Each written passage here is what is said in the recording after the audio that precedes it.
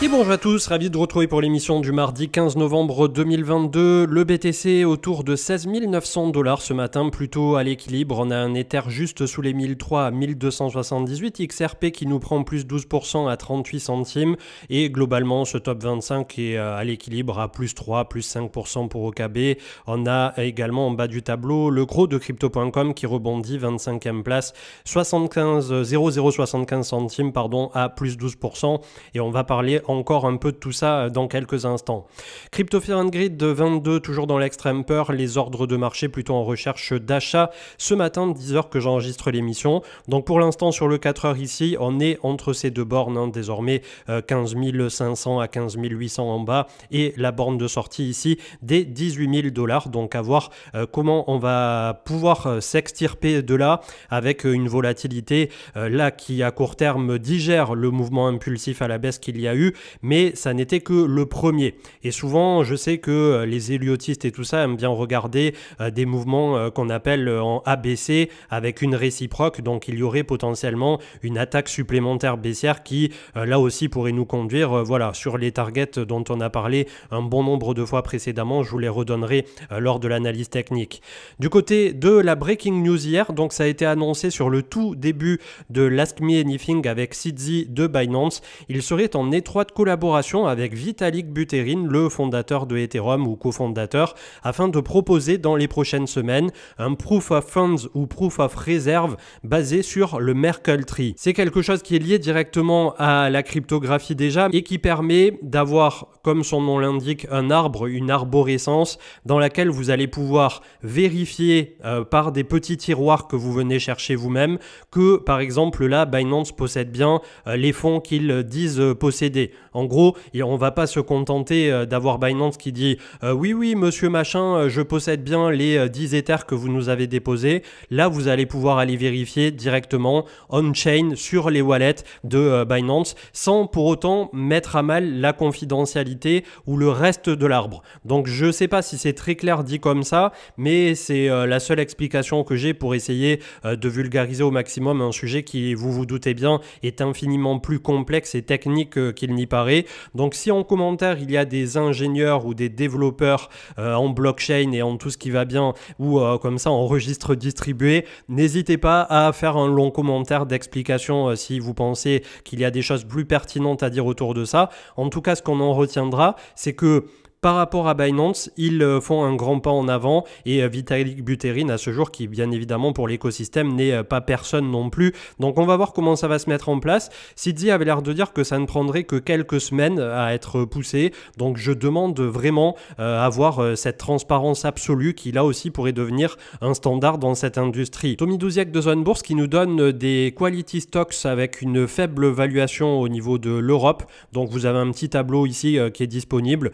J'essaie comme d'habitude de vous donner quelques pistes pour vous intéresser à d'autres choses que la crypto. Je sais que vous êtes quand même quelques-uns probablement dans la communauté à avoir un plan épargne action, à avoir un compte titre, à vous intéresser à la bourse américaine, à la bourse française, à la bourse européenne. Donc n'hésitez pas de temps en temps à essayer d'ouvrir votre champ d'horizon. Et en parlant de la bourse traditionnelle, c'était Crypto Goku qui mettait ce matin en avant que Amazon prévoit de licencier 10 000 employés dans le secteur des technologies juste avant Noël. Donc une des plus grandes suppressions d'emplois de l'histoire de Amazon. Ça représente environ 3% de leurs employés. L'action derrière a commencé à rebondir, je l'ai vu dans mon propre portefeuille. Donc comme d'habitude, malheureusement, le malheur des uns fait le bonheur des autres lorsqu'il y a des coupes budgétaires. Je trouve ça dramatique, bien évidemment, pour les personnes qui sont en train de se faire licencier. C'est aussi le cas du côté de Meta de Facebook, c'est aussi le cas du côté de Twitter. En ce moment, voilà, il y a des coupes à peu près partout. Et pour autant, est-ce qu'à ce jour, Amazon ne représente pas le leader de son propre secteur? Voilà, dans les prochaines années, c'est un peu comme le Apple pour ce qu'il représente dans leur propre secteur.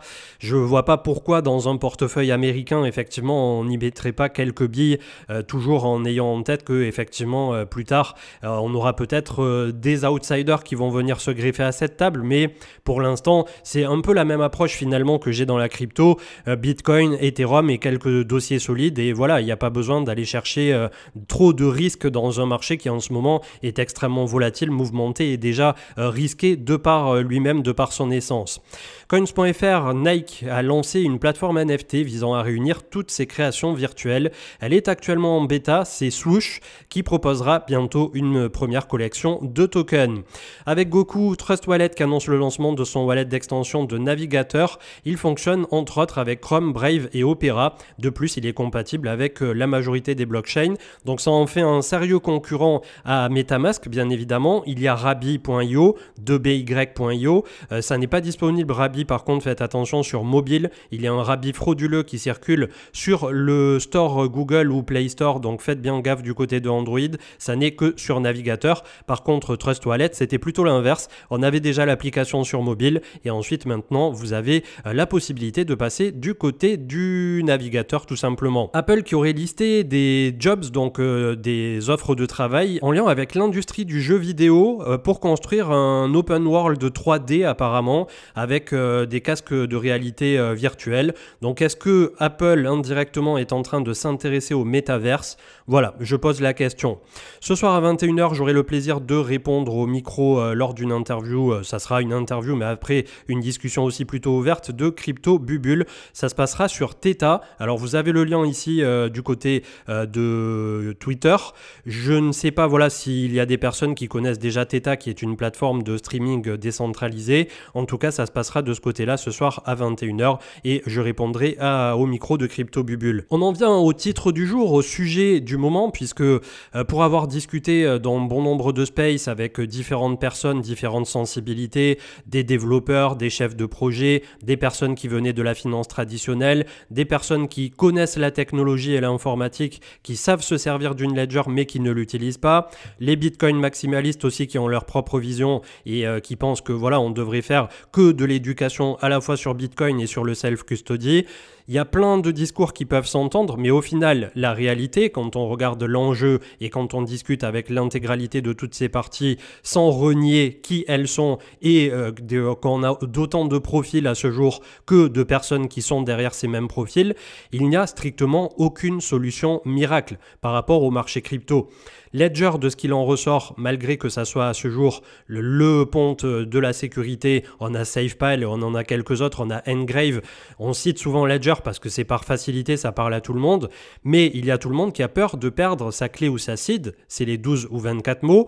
Vous allez me dire c'est exactement pareil pour MetaMask, pour Rabby, pour Trust Wallet ou pour tout ce qu'on peut initialiser nous-mêmes, mais là pour le coup il y a en plus l'utilisation du hardware wallet qui, malgré le fait que Ledger a énormément avancé dans la bonne direction de l'expérience utilisateur, ça ne va pas parler immédiatement à tout le monde. C'est une utilisation qui est déjà plus avancée.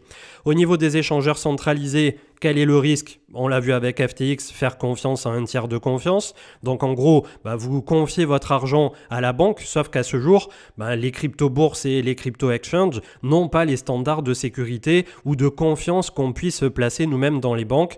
Là aussi, il y a un sujet, un enjeu qui est majeur autour de ça, c'est qu'à ce jour, beaucoup de personnes font totalement confiance et un peu aveuglément à leur banque traditionnelle, alors qu'on sait tous pertinemment qu'avec la réserve fractionnaire, il n'y a que 10, 20, 30% de fonds utilisateurs, parfois beaucoup moins, même entre 5 et 10% selon les banques, qui pourraient être retirés si un jour il y avait un quelconque bank run, comme celui qui est en cours pour Crypto.com, notamment dû à tout ce FUD récent, et on va y revenir dans quelques instants, et également pour FTX, et qui a fait tomber donc le colosse au pied d'argile.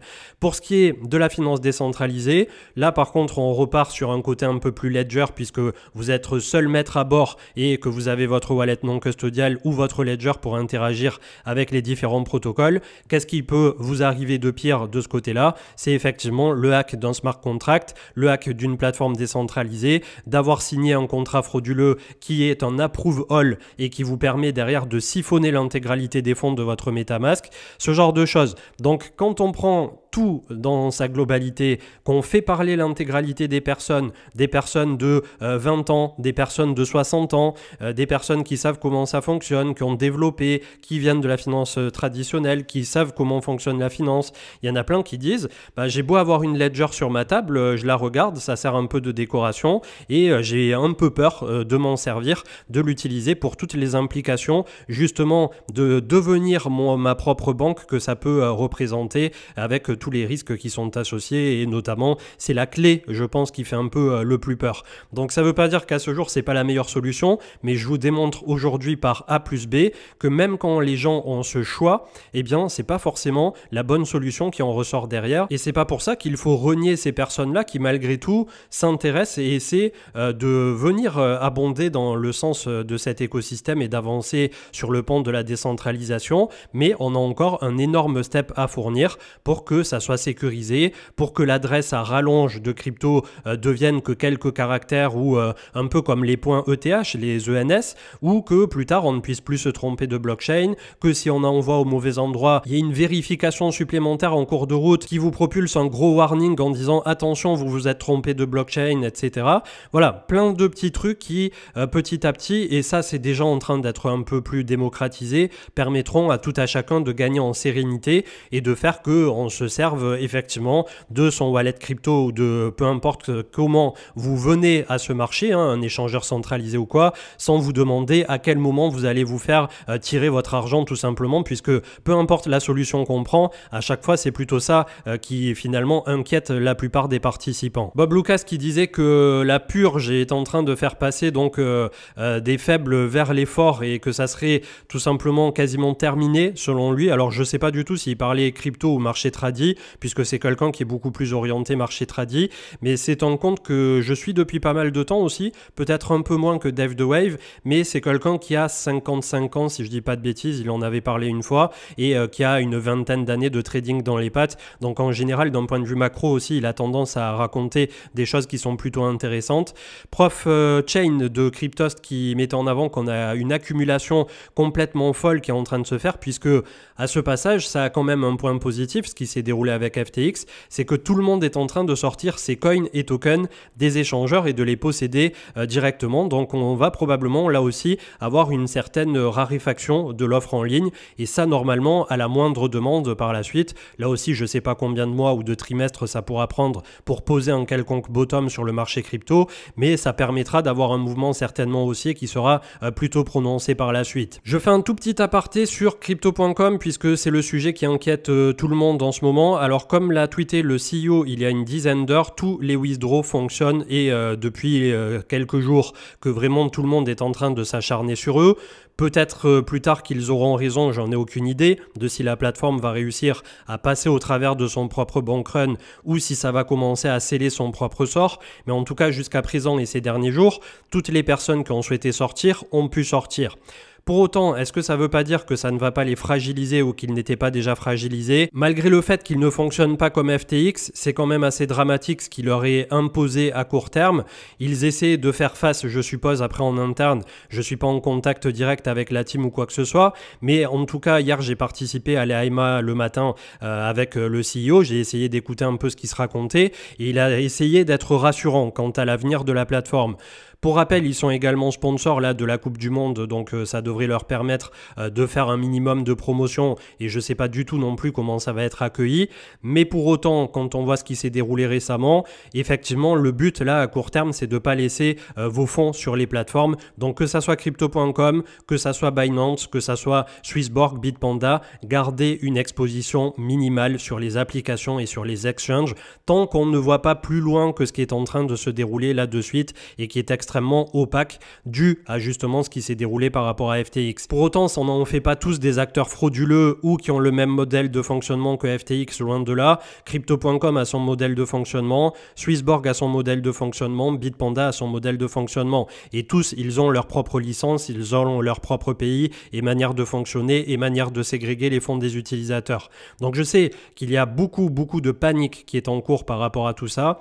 Est-ce que je regrette sur la chaîne d'avoir parlé de crypto.com, de Swissborg ou de Bitpanda? La réponse, c'est pas du tout, puisque je suis utilisateur moi-même de ces solutions et c'est des solutions qui au quotidien conviennent à 99% des gens clairement, malgré le fait que, comme je vous disais tout à l'heure, si à ce jour on laisse la possibilité à un débutant de faire Swissborg ou de faire Bitpanda ou d'aller directement sur la Ledger, la réponse elle est très simple. Même si on passe 1 heure ou 2 heures pour faire de l'onboarding, pour faire de l'éducation, personne par personne pour essayer d'utiliser la Ledger. Donc la finalité possibilité, bien évidemment, c'est de rentrer par Crypto.com, par Binance, par Swissborg, par Bitpanda, par Coinbase, par Kraken ou tout ce que vous voudrez. Et un jour ou l'autre, quand vous serez un peu plus à l'aise avec l'écosystème, de vous diriger, bien évidemment, vers du self-custody, vers de la finance décentralisée et commencer à être un acteur un peu plus impliqué là-dedans. À partir du moment où les personnes font la démarche elles-mêmes, eh bien, en général, ça se passe plutôt pas mal.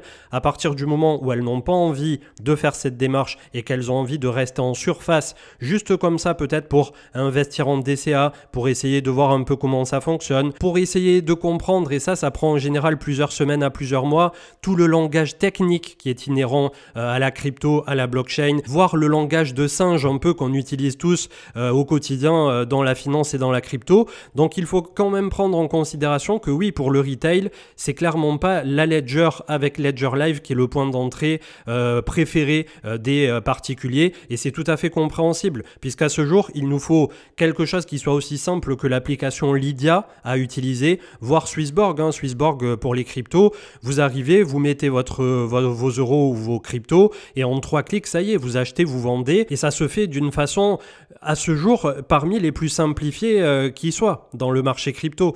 Donc je peux comprendre les deux points de vue de personnes qui aimeraient que tout le monde soit des génies de l'informatique, de la blockchain et de la ledger dans le marché crypto. Et je peux vous garantir qu'à ce jour, pour être un contact privilégié du grand public, ça ne se passe pas comme ça. C'est pas parce que certaines ou une certaine élite aimerait que ça se passe comme ça que tout le monde va se diriger dans ce sens-là. Donc j'espère que ce message est clair. Pour Crypto.com, je ne sais pas du tout ce qu'il va en advenir. Pour autant, je continue d'utiliser un minimum le produit, mais j'ai sorti le gros de mon stack de ce que je possédais sur Crypto.com, de même que sur l'intégralité de tous ceux que je viens de vous citer précédemment. On attend que cette tempête passe, et si Crypto.com en sort plus fort derrière, c'est très bien pour eux. Si entre-temps, malheureusement, ça nous fait une FTX, au moins on n'aura pas de regrets et ils auront quand même contribué, peu importe la finalité de cette affaire, à développer très positivement l'écosystème et à continuer d'essayer de démocratiser chacun à son niveau pour rendre l'écosystème à la fois plus robuste et pour rendre l'écosystème beaucoup plus accessible.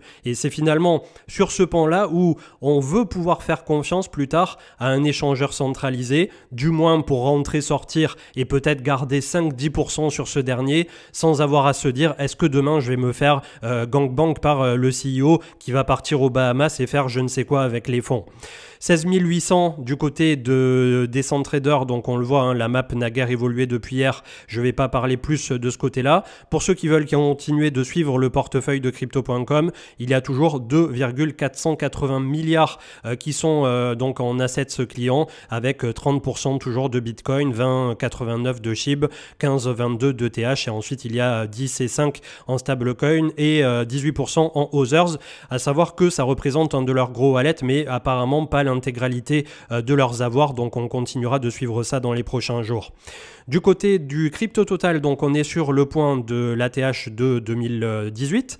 Là aussi, on est en train malgré tout d'essayer de sauver les apparences, et je voulais vous montrer en double week, donc 2 weeks sur TradingView en 2 semaines, que nous sommes en train au niveau du momentum de s'affaiblir considérablement, un peu comme ce qu'il y avait eu début 2019, fin 2018. Donc ça va probablement prendre encore peut-être un trimestre à un semestre à complètement poser ce bottom et à valider que c'était bel et bien le bottom. Justement, ça ne va pas se faire en un claquement de doigts, vous vous en doutez bien. Mais pour quiconque investit en ce moment où il est sur le marché crypto, en commençant un DCA à partir des prix sur lesquels nous sommes, on vient quand même de 70 000 $ sur Bitcoin et nous sommes à 16 000. Donc, même si un jour on se dit, allez, hypothétiquement, on vient à 10 000 $, il y a bien un moment où il va falloir commencer, en tout cas pour ceux qui sont intéressés pour entrer sur le marché crypto, parce que je ne suis pas du tout en train de vous dire qu'il faut absolument le faire. C'est vraiment au choix de chacun. Et moi, j'essaie juste de vous donner les cartes, entre guillemets, pour vous en sortir derrière. Là, on est à 800 milliards de capitalisation. L'autre jour, il y a eu une séance jeudi dernier sur le SP500. Ça rajoute 1800 milliards en une séance. On est la goutte d'eau. peut-être la goutte d'eau qui est en train de faire déborder le vase, mais on est la goutte d'eau dans l'océan de la finance. Donc on est au bon endroit, au bon moment pour ceux qui continuent d'y croire et qui passeront au travers de tous ces événements malencontreux. Et malgré tout, on peut constater au travers du temps que la blockchain a bâti sa résilience sur tous ces événements nocifs, et notamment le Bitcoin à l'époque avec Mt. Gox en 2013. C'est la même musique, 478 milliards du côté du crypto total des alts, qui lui est légèrement toujours moins dégradé que celui incluant le Bitcoin.